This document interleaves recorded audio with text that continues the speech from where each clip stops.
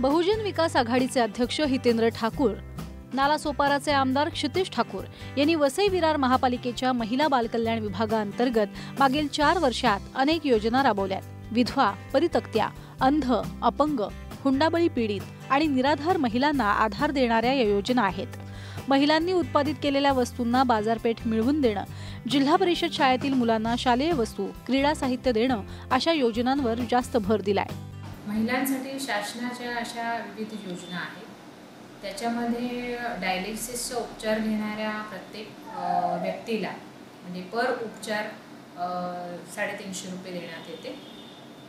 त्या परित्यक्त महिला आणि विधवा महिला यांच्यासाठी 25,000 रुपयाचं अनुदान देण्यात येते।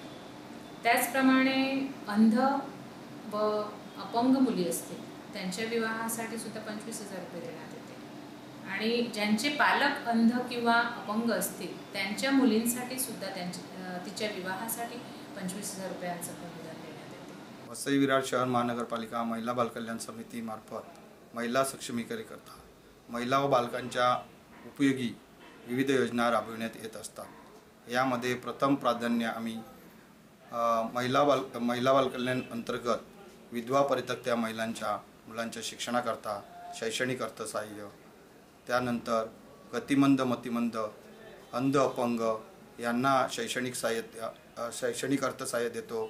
तसेच जे मुलं अंध अपंग आहेत त्यांना साहित्य वाटप करण्यात येत असते।